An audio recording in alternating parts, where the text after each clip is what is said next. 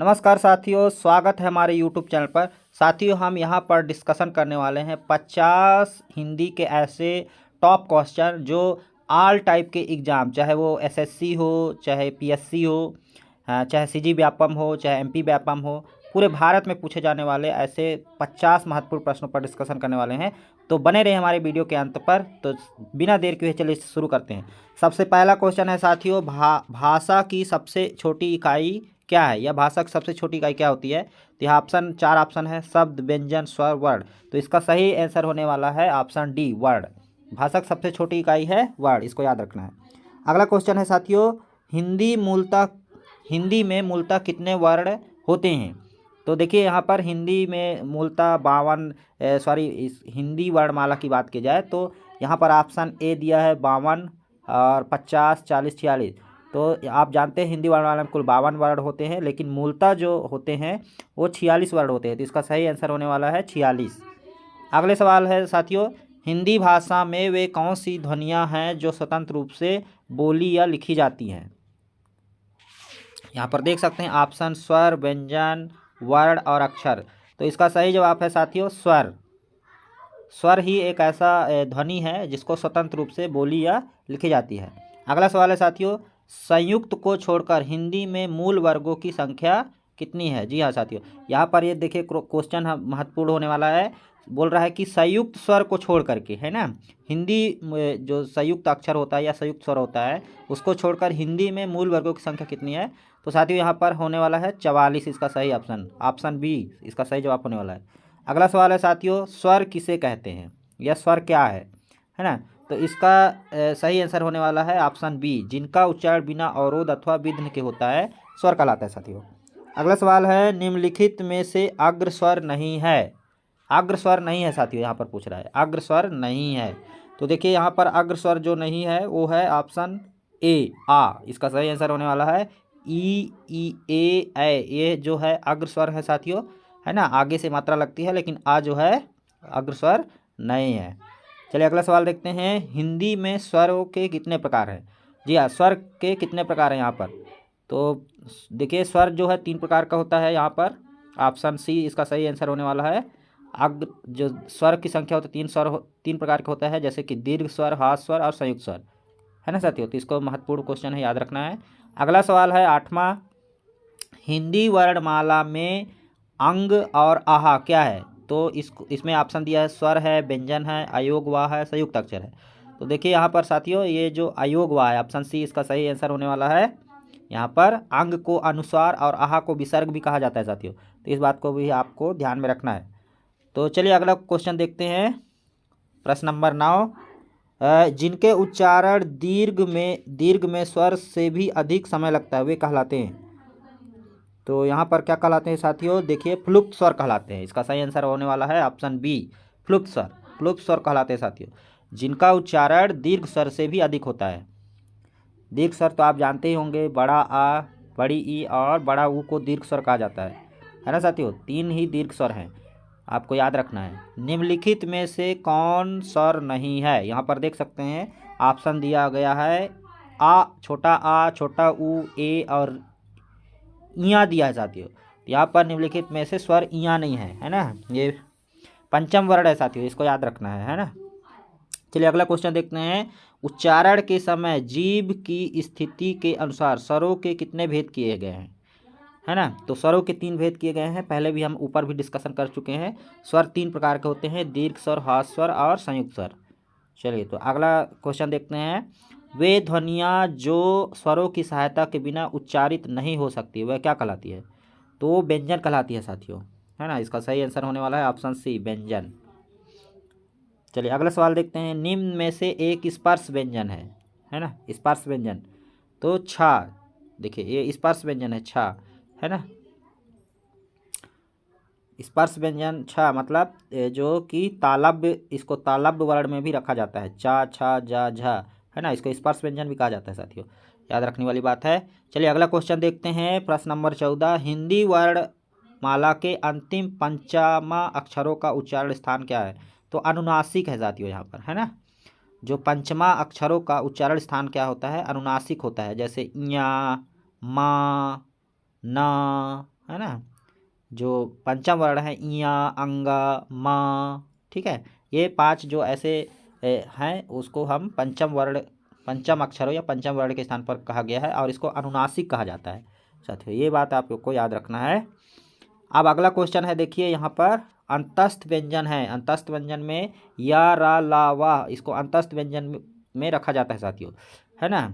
तो जैसे छा, त्रा, ज्ञा, यहाँ पर ऑप्शन बी है, इसको संयुक्त व्यंजन कहा जाता है साथियों, है ना। इसी प्रकार या, रा, ला, वाह जो अंतस्थ व्यंजन कहा जाता है, ठीक है, इसको आपको याद रखना है साथियों। चलिए अगला क्वेश्चन देखते हैं, सा, सा, हाँ व्यंजन है, उष्म व्यंजन है साथियों यहाँ पर, है ना।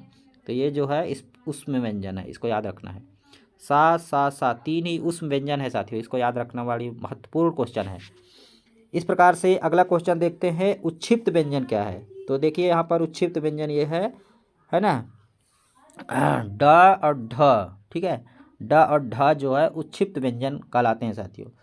तो उच्छिप्त ध्वनियों का प्रयोग हुआ है, किसमें हुआ है, पढ़ाई में हुआ है। देखिए यहाँ पर उच्छिप्त व्यंजन हमने देख चुका है, ड और ढ को कहा जाता है। तो यहाँ पर देखिए 4 ऑप्शन दिया है ना। तो 4 ऑप्शन दिया गया है यहाँ पर, आरजू में, खसरा में, पढ़ाई में, जफर में। तो पढ़ाई में उच्छिप्त ध्वनि का उच्चारण या प्रयोग हुआ है साथियों। आप देख सकते हैं अगला क्वेश्चन है यहाँ पर, ज्ञा वर्ण किन वर्गों के सहयोग से बना है।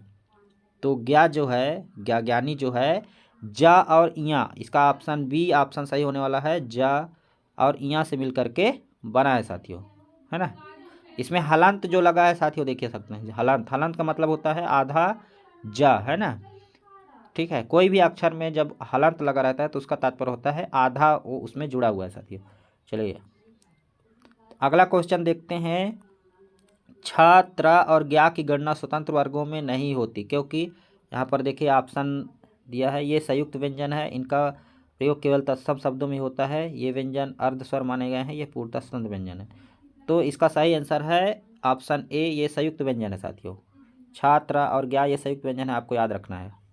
हिंदी में व्यंजन वर्गों की संख्या है, देखिए यहाँ पर ये महत्वपूर्ण क्वेश्चन होने वाला है, हिंदी व्यंजनों में वर्गों की संख्या कितनी है या हिंदी व्यंजन कितने हैं। तो इसका ऑप्शन जो है सी, इसका सही आंसर होने वाला है 33 व्यंजन है साथियों, है ना। और स्वरों की संख्या की बात की जाए तो स्वरों की संख्या 11 होती है साथियों, है ना। और वर्णमाला की बात की जाए तो 52 और मूल रूप से 46, यहाँ पर हम पहले भी डिस्कशन कर चुके हैं। तो ये बहुत ही महत्वपूर्ण होने वाला है। चलिए अगला देखते हैं अगला क्वेश्चन। इसमें देखिए पूछ रहा है कंठ ध्वनियाँ या कंठ व्यंजन कौन सी है।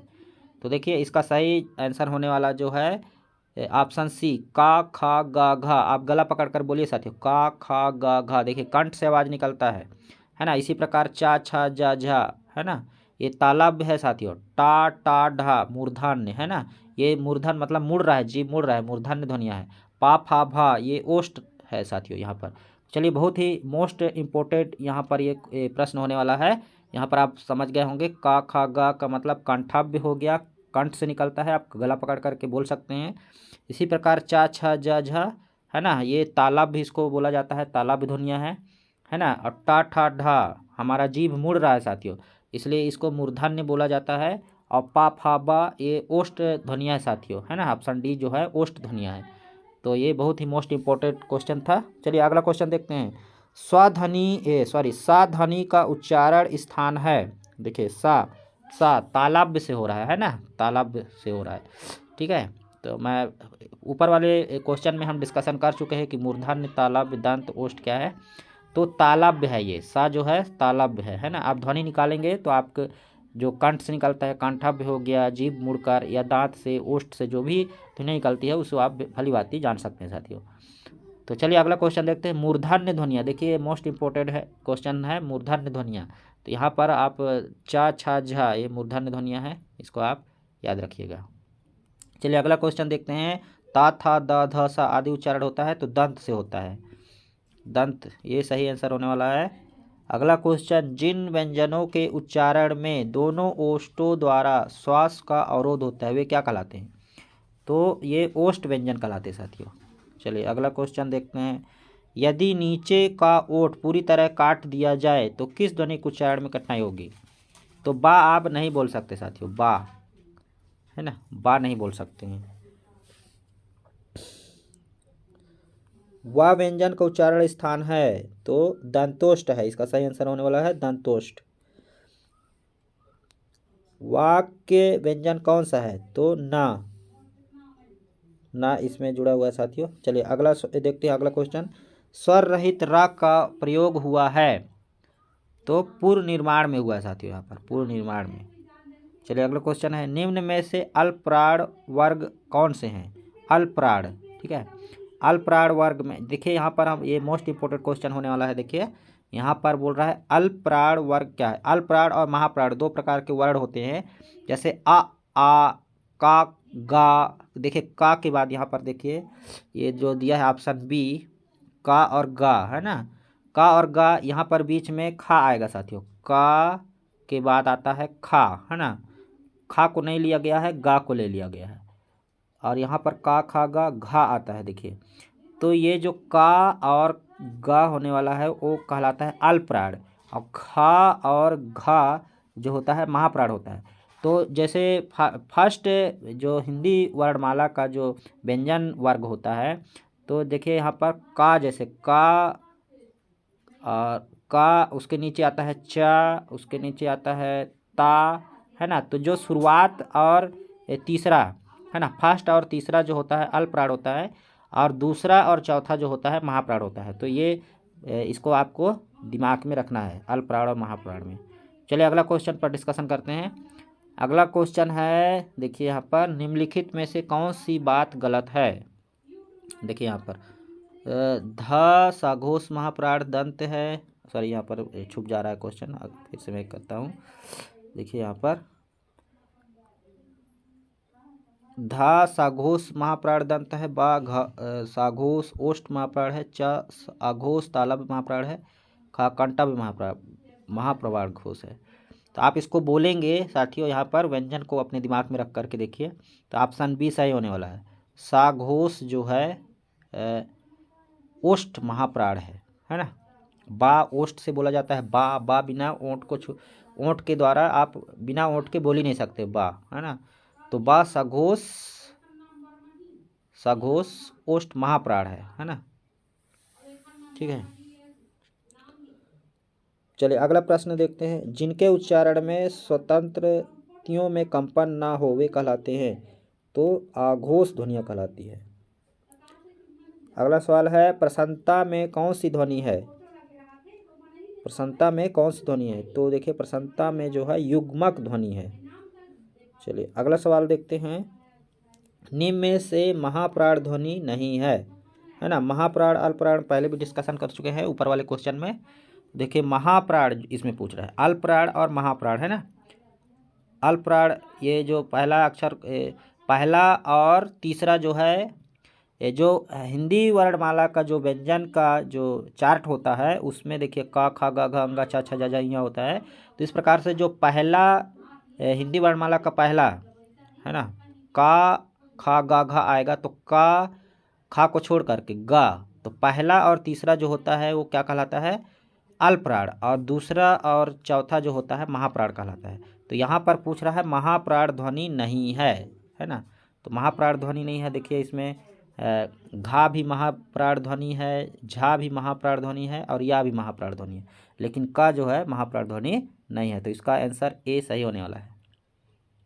अगला सवाल देखते हैं। आघोष वर्ण कौन सा है? आघोष इसमें पूछ रहा है, तो इसमें आघोष और साघोष, इसको भी याद रखना है आपको, है ना। ऊपर डिस्कशन हम कर चुके हैं, फिर से आप रिपीट वीडियो करके देख लीजिएगा। संबल में कौन सी ध्वनियाँ है? संबल तो संपृक्तक ध्वनियाँ हैं। चलिए अगला क्वेश्चन देखते हैं। निम्न अधोलिखित शब्द में कौन सा रूप वर्तनी की दृष्टि से शुद्ध है? तो इसका सही जवाब होने वाला है परमात्मा, है ना। अधोलिखित शब्द कौन सा रूप वर्तनी की दृष्टि से शुद्ध है ना। परमात्मा शब्द जो है शुद्ध है। इनमें से शुद्ध वर्तनी वाला शब्द कौन सा है? देखिए यहाँ पर दिया, देखिए घनिष्ठ, गानिष्ठ, घनिष्ठ, ननिष्ठ, है ना। तो घनिष्ठ इसमें ऑप्शन सी सही आंसर है, इसका सही जवाब है। तो इस तरह से हिंदी वर्णमाला में बहुत सारे जैसे कि आ रहे हैं, यहाँ पर आप देख सकते हैं स्वर व्यंजन से लेकर प्रश्न आ रहा है, शुद्ध अशुद्ध लेकर के आ रहा है, शुद्ध अशुद्ध से संबंधित प्रश्न क्वेश्चन पूछे जा रहे हैं। तो इसको आपको याद रखना है। आशीर्वाद, देखिए आशीर्वाद इसमें ऑप्शन ए दिया है, बी, सी, डी, तो इसका ऑप्शन डी सही होने वाला है। आशीर्वाद ऐसे लिखा जाता है साथियों। यहाँ पर देखिए शुद्ध बर्तनी वाला शब्द है दर्शन विलासी, है ना, ये वाला सही होने वाला है। तो इस तरीके से आप थोड़ा सा तैयारी कर लीजिएगा। शब्द रूप है आगामी, ये वाला सही होने वाला है। देखिए ऑप्शन सी। शुद्ध रूप है पैतृक, सही रूप।